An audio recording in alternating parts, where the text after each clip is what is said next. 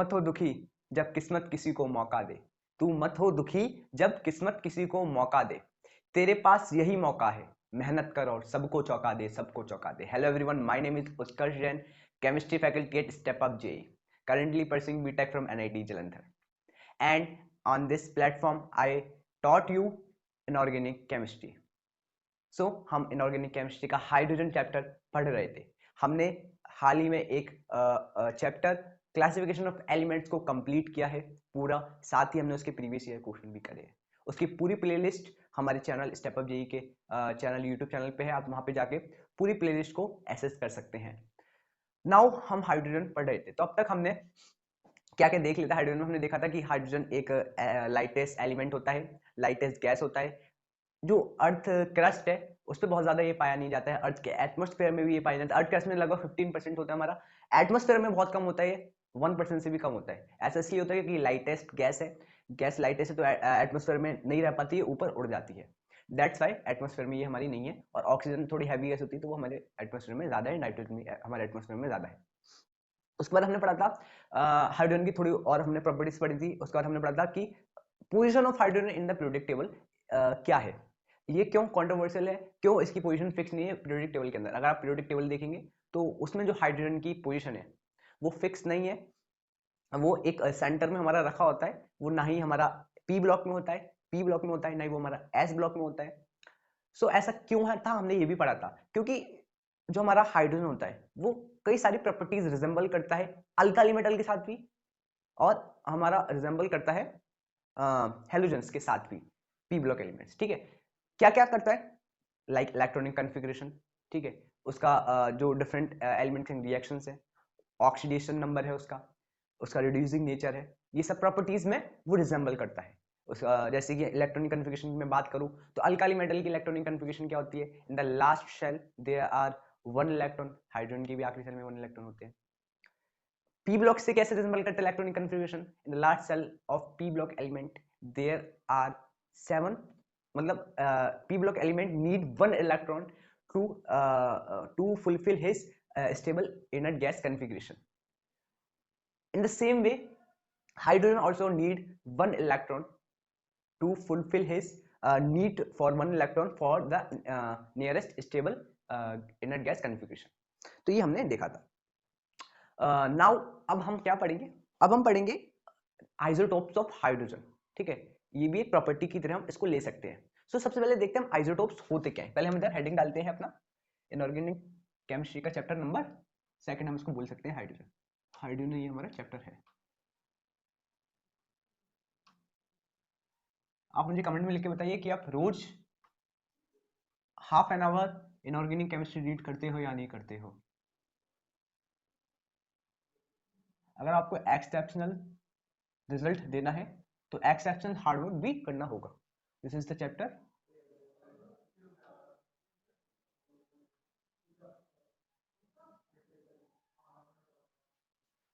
Hydrogen. So हम देख रहे थे कि आइसोटोप्स ऑफ हाइड्रोजन क्या होते हैं, लेकिन उससे पहले we have to understand what is isotopes. तो isotopes are basically the two elements having same atomic number but different mass number. What it means, atomic number is equal to number of protons, number of electrons. So the two elements having same number of protons or same number of electrons is but different number of neutrons is isotope. तो अब हम समझेंगे hydrogen के कितने isotopes होते हैं। Basically hydrogen के 3 isotopes होते हैं। एक का नाम होता है प्रोटियम 1H1, इसको हम बोलते हैं प्रोटियम। एक का नाम होता है ड्यूट्रियम। ठीक है, ये हमारा सेम होगा, हमारे न्यूट्रॉन का नंबर चेंज हो जाएगा, और न्यूट्रॉन का नंबर चेंज होता है तो मास नंबर चेंज हो जाएगा। ठीक है, इसको हम बोलते हैं deuterium. And the last one is tritium या फिर ट्रिशियम, आपको जो भी प्रोनाउंस करना हो। कोई कोई इसको ट्राइशियम बोलता है, कोई कोई ट्राइटियम बोलता है।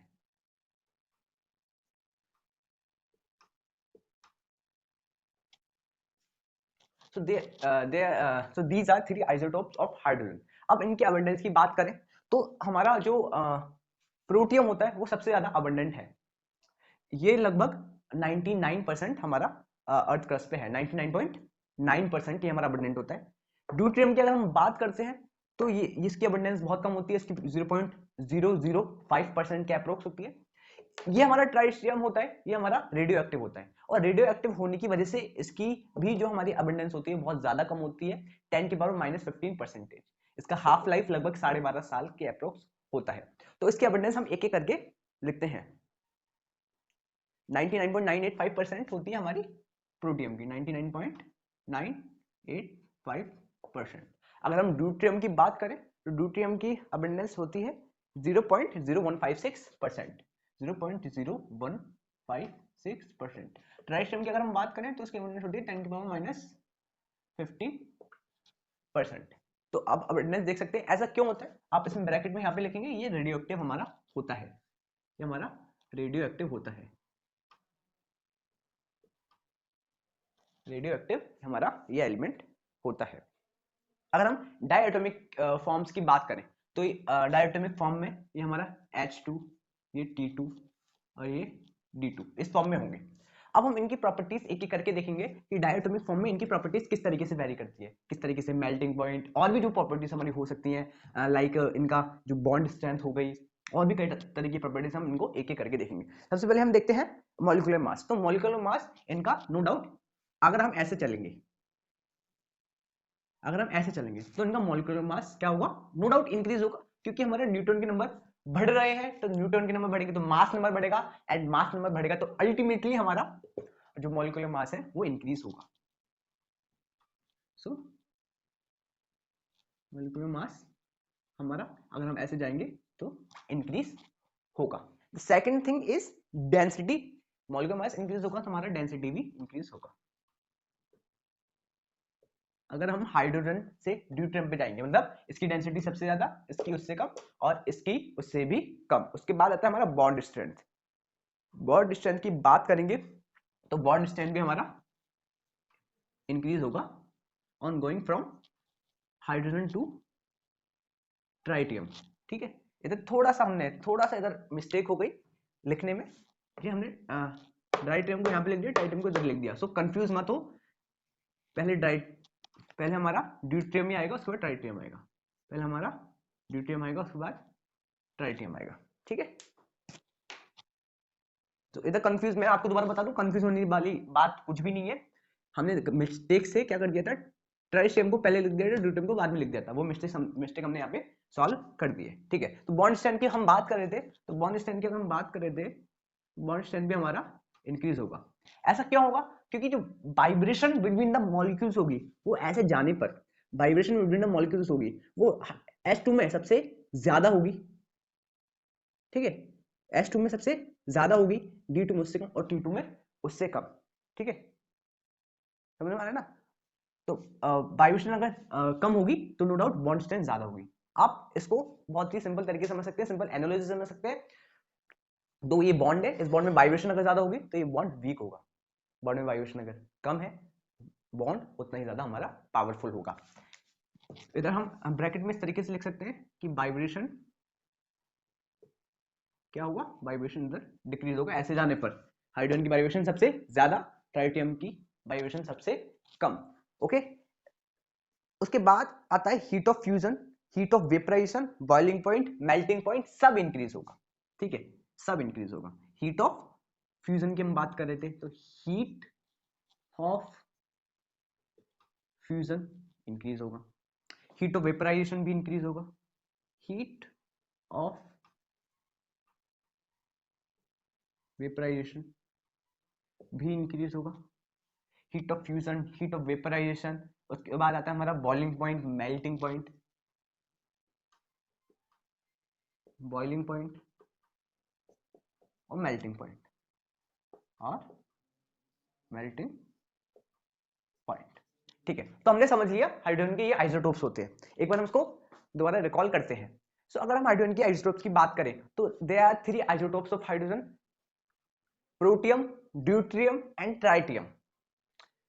The 3 of 1 have 1 proton, but hydrogen protium has 1 neutron deuterium has 2 neutron, sorry protium has 0 neutron, deuterium has 1 neutron, tritium has 2 neutrons. अगर हम इनकी न्यूट्रॉन की मात्रा भी इधर लिख देते हैं ताकि आपको कंफ्यूजन नहीं हो, तो इसके अंदर न्यूट्रॉन कितने हैं, इधर हम लिख देते हैं न्यूट्रॉन्स।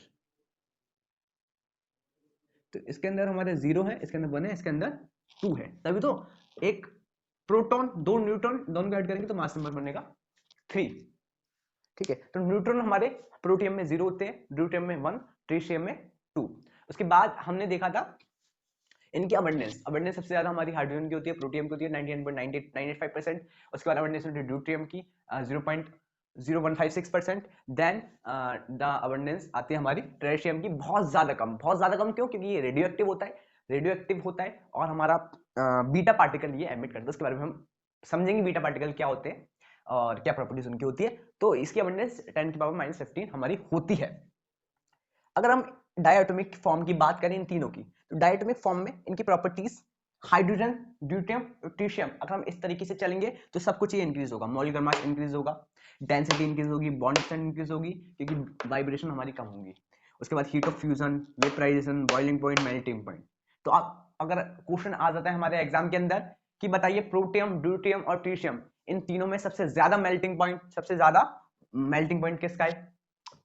ट्रिशियम का है, ट्राइटियम का है। सबसे ज्यादा हीट ऑफ फ्यूजन किसका है? ट्राइटियम का है। सबसे कम बॉन्ड स्ट्रेंथ किसकी होगी?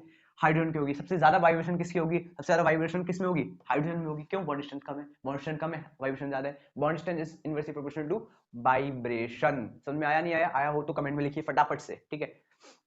Now coming to the next topic, that is radioactivity of tritium. अब हम देखते हैं कि रेडियो एक्टिविटी ऑफ ट्राइशियम किस तरीके से होती है, क्या होती है, किस तरीके से वो हमारे बीटा पार्टिकल एमिट करती है। तो अगर हम यहाँ ट्राइशियम की बात करें तो ट्राइटियम हम लिखेंगे हाइड्रोजन का ही वो हमारा आइसोटोप है, ठीक है। तो ये हमारा बीटा पार्टिकल एमिट करता है। सबसे पहले तो ये रेडियो एक्टिव होता है, तो रेडियो एक्टिव होगा तो ये हमारा टूटेगा, ब्रेक होगा। टूटने के बाद ये हमारा हीलियम देगा, ठीक है। तो हीलियम में हमें पता है कि 2 हमारे इलेक्ट्रॉन होते हैं और इसका मास नंबर होता है हमारा 4, ठीक है। That thing we know. उसके बाद हमको ये इलेक्ट्रॉन देगा, ठीक है। यहाँ हमारा 3 आएगा, ठीक है। उसके बाद हमारा इलेक्ट्रॉन देगा, ये इलेक्ट्रॉन नहीं है, ये हमारा beta particle, this is beta particle. और इसमें एनर्जी हमारी रिलीज होगी, इतना आप समझे। तो बीटा पार्टिकल्स क्या होते हैं, अब हम ये समझते हैं बीटा पार्टिकल्स क्या होते हैं। So beta particles are nothing but electron having -1, एक टाइप के इलेक्ट्रॉन ही होते हैं। आप इसको इस तरीके से समझ सकते हैं कि एक टाइप के इलेक्ट्रॉन ही होते हैं। एक और हमारे पार्टिकल्स होते हैं E+1 और 0, ये हमारे पॉजिट्रॉन होते हैं और ये होते हैं हमारे बीटा पार्टिकल। बीटा पार्टिकल पे -1 होता है, पॉजिट्रॉन पे +1 होता है। और ये हमारे लो एनर्जी पार्टिकल्स होते हैं, बीटा पार्टिकल हमारे लो एनर्जी पार्टिकल्स होते हैं। आप इधर से देख सकते हैं, यहाँ से हीलियम निकला। अब हीलियम यहाँ से निकला तो इसको बैलेंस करने के लिए ही आप देख सकते हैं 2 - 1 तो ये हाइड्रोजन हमारे द्वारा बन जाएगा। इसको बैलेंस करने के लिए हमारा ये low energy beta particles release होते हैं, वरना ये बैलेंस नहीं होगा, आप देख सकते हैं इधर। और इसमें हमारी इस प्रोसेस में एनर्जी हमारी रिलीज होती है। ओके, नाउ अब आप लोग कह रहे होंगे हीलियम है, 3 कैसे है? तो यही पार्टिकल रिलीज होते हैं, इसको भी हम हीलियम ही बोलेंगे। 3 मास नंबर है, कोई दिक्कत नहीं, इसको भी हम हीलियम ही बोलेंगे। यही पार्टिकल ऐसे इस जो रिएक्शन में यही हमारा रिलीज होता है। Now this is beta particles, इधर हम लिख सकते हैं दिस इज बीटा पार्टिकल्स। और इनकी हाफ लाइफ क्या होती है? Half life of this tritium, तो आप इधर लिखिए half life of 1s3 tritium is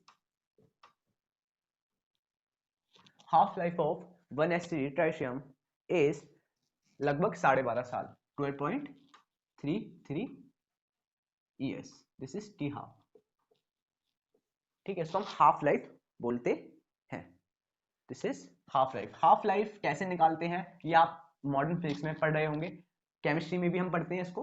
chemistry में हम इसको पढ़ते हैं, फिजिकल केमिस्ट्री में, ठीक है। और मॉडर्न फिजिक्स में हम इसको पढ़ते ही हैं कि हाफ लाइफ हम कैसे निकाल सकते हैं, हाफ लाइफ होती क्या है। क्योंकि जो हमारा रेडियोएक्टिव सब्सटेंस होता है, रेडियोएक्टिव एलिमेंट होता है, वो डिके होता रहता है, होता रहता है, होता रहता है। तो वो हाफ लाइफ होता है, वो कब हाफ डिके हो जाएगा, ठीक है, कब हाफ डिके हो जाएगा, ठीक है। पूरे डिके होने में कितना टाइम लगेगा, हाफ लाइफ का डबल कर देंगे, ठीक है। So this is the concept, इधर यहाँ पे यूज होगा बीटा पार्टिकल का। तो यहाँ पे हो क्या रहा है, यहाँ पे कौन सा कॉन्सेप्ट लग रहा है, यहाँ पे लग रहा है neutron conversion radioactivity. This is known as neutron conversion radioactivity. यहाँ पे एक न्यूट्रॉन एक प्रोटॉन में कन्वर्ट हो रहा है, ठीक है, और एक बीटा पार्टिकल हमको वो दे रहा है। So this is neutron, neutron हमारा यहाँ पे एक प्रोटॉन में कन्वर्ट हो रहा है, और एक हमको बीटा पार्टिकल वो दे रहा है, एक हमको बीटा पार्टिकल ये दे रहा है। तो ये रिएक्शन यहाँ पे हो रही है, ठीक है। तो यहाँ पे हमको क्या मिल रहा है, इधर हमको एक प्रोटॉन एक्स्ट्रा मिल रहा है, ठीक है, एक प्रोटॉन हमको एक्स्ट्रा मिल रहा है। तो ये प्रोटॉन न्यूट्रॉन ब्रेक होकर हमको एक प्रोटॉन दे रहा है और एक बीटा पार्टिकल दे रहा है। इसको हम बोलते हैं neutron conversion radioactivity, neutron conversion radioactivity. So is that clear, यहां तक सब क्लियर है? ओके, नाउ एक क्वेश्चन आप नोट करिएगा, during conversion of hydrogen into helium on sun surface, on sun surface, ये बहुत ही अच्छा क्वेश्चन है, बहुत ही हाई लेवल का क्वेश्चन है, जी एडवांस का क्वेश्चन है। फटाफट से हम इस क्वेश्चन को नोट करेंगे। So what is the question, during conversion of hydrogen into helium on sun surface, during sun surface पे क्या होता है, हम बचपन से पढ़ते आ रहे हैं, जो हमारे प्लैनेट्स होते हैं, सन है, ये हमारा गैसेस से बना हुआ है। जो हमारा सन है वो मैक्सिममली हाइड्रोजन और हीलियम से बना हुआ है, और एक टाइम के बाद हाइड्रोजन वहां से हमेशा डिके होती रहती है हीलियम के अंदर, हाइड्रोजन हमेशा वहां से कन्वर्ट होती रहती है हीलियम के अंदर। ये हम पढ़ते आ रहे हैं, वो एनर्जी रिलीज करता है। आप खुद सोचिए कि सन पे इतनी अमाउंट ऑफ एनर्जी आती कहां से, इतनी अमाउंट ऑफ एनर्जी आती कहां से। जैसे कि हम इसको बहुत ही आसान एनालॉजी से समझे, हम जब कुछ खाएंगे तभी तो हमारे अंदर एनर्जी आएगी, ठीक है, फिर कुछ समय बाद वो एनर्जी चली जाएगी, ठीक है। ऐसे ही होगा, सन पे इतनी एक्सेस अमाउंट ऑफ एनर्जी कि उसकी जो रेज होती है यहाँ तक आती है, उसकी हीट यहाँ तक आती है, इतनी एनर्जी आती कहां से, तो वो एनर्जी यहीं से आती है, न्यूट्रॉन कन्वर्जन रेडियो एक्टिविटी से। वहां पे हाइड्रोजन के जो न्यूट्रॉन होते हैं वो कंटिन्यूअसली प्रोटॉन में कन्वर्ट होते रहते हैं और बीटा पार्टिकल एमिट करते हैं और बहुत ही ज्यादा huge amount of energy release करते हैं। वही एनर्जी हमारे अर्थ पे आती है। So this is the logic behind this. So what is, हमारा क्वेश्चन भी इससे रिलेटेड है, during conversion of hydrogen into helium,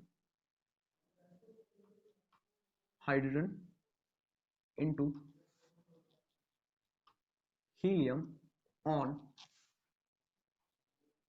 sun surface, on sun surface what happened, चार ऑप्शन से, electron change into proton, A electron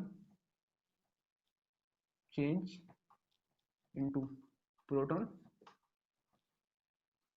B proton change into neutron,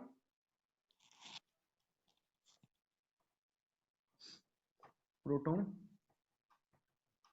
change into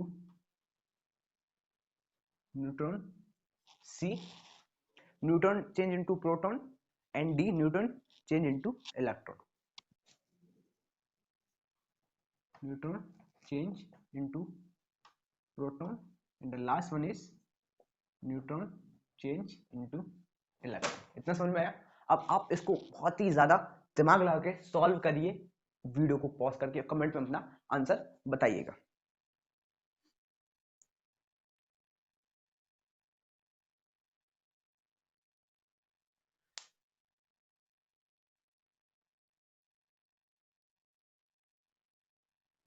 तो अब हम इसको सॉल्व करते हैं। अब जब मैं इस क्वेश्चन को लिख रहा था तब मैंने आपको बताया था सन सरफेस पे क्या होता है। मैंने बोला था आपसे कि न्यूट्रॉन कन्वर्जन रेडियो एक्टिविटी होती है।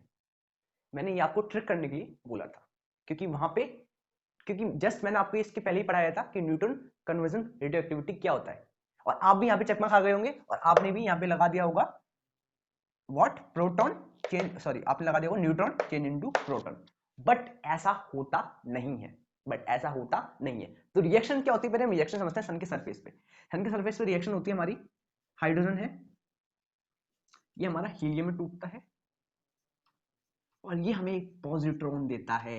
यहाँ पे हमें बीटा पार्टिकल नहीं, यहाँ पे हमको पॉजिट्रॉन मिलता है plus energy. This is the reaction. जो मैंने आपको पहले बोला था वो रिएक्शन नहीं होती है, ये रिएक्शन होती है। अब इस रिएक्शन के अंदर क्या हो रहा है, सबसे पहले हम देखेंगे ये चार हमारे हाइड्रोजन है, तब हमारा ये बैलेंस होगा, और नीचे हमारा ये इस तरीके से बैलेंस होगा।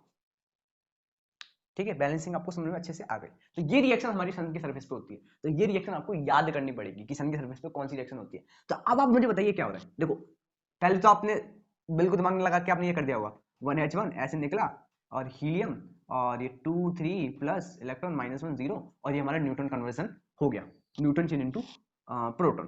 बट मैंने आपको बता दिया अब ऐसा नहीं होता है। अब मैंने आपको रिएक्शन भी बता दी, अब मुझे बताइए इसका आंसर क्या हो सकता है। बहुत ही आसान है, बहुत ही आसान है, आप देख सकते। देखो इस रिएक्शन का बहुत ही आसान, देखो थोड़ा सा कॉम्प्लिकेटेड क्वेश्चन है, थोड़ा सा हार्ड क्वेश्चन है, बहुत आसानी से इसको हम समझेंगे।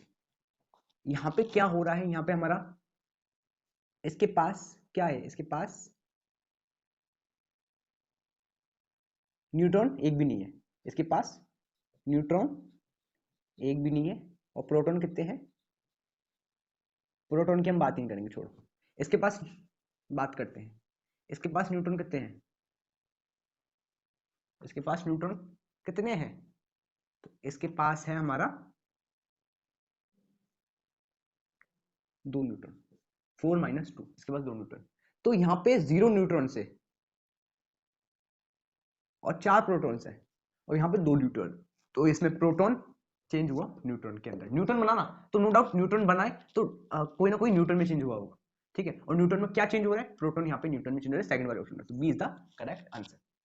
ठीक है, अब आपको ये याद करना है। ठीक है, इस रिएक्शन को अच्छे से याद करना है। और मैंने आपको बता दिया कि सन पे क्या होता है, सन पे प्रोटॉन चेंज होता है हमारा, प्रोटॉन चेंज होता है हमारा न्यूट्रॉन के अंदर, वहां पे न्यूट्रॉन कंटिन्यूसली बनता है। अब कोई चेक करने सन पे मत चले जाना, क्योंकि सन पे जाओगे तो जल जाओगे, खतरा। नाउ अब हम पढ़ेंगे the most important part of hydrogen, and this is the preparation of hydrogen. Next lecture के अंदर अभी तक हमने जितना भी पढ़ा है, मैं आपसे बोलूंगा वहां तक की एनसीईआरटी रीड करें और उसके लिख के नोट्स बनाएं, और जो जो हमारे कॉन्सेप्ट है उनको याद करते चलें। तो this is all from my side. दोबारा आपसे वही बात मैं बोलना चाहूंगा कि तू मत हो दुखी अगर किस्मत किसी को मौका दे, तू मत हो दुखी अगर किस्मत किसी को मौका दे, यही मौका है तेरे पास, मेहनत करो सबको चौंका दे, सबको चौंका दे। So step up JEE platform को सब्सक्राइब करें, अपने दोस्तों के साथ शेयर करें ताकि उनकी भी हेल्प हो पाए। सारा कंटेंट जेई एडवांस का, मेंस का हम इस प्लेटफॉर्म पे डाल देंगे बिल्कुल फ्री में, बिल्कुल फ्री में। सो जिसको भी नीड होगी वो यहाँ से पढ़ सकता है और क्रैक कर सकता है, अच्छे कॉलेज में जाके पढ़ाई कर सकता है। तो साइनिंग ऑफ, जय हिंद।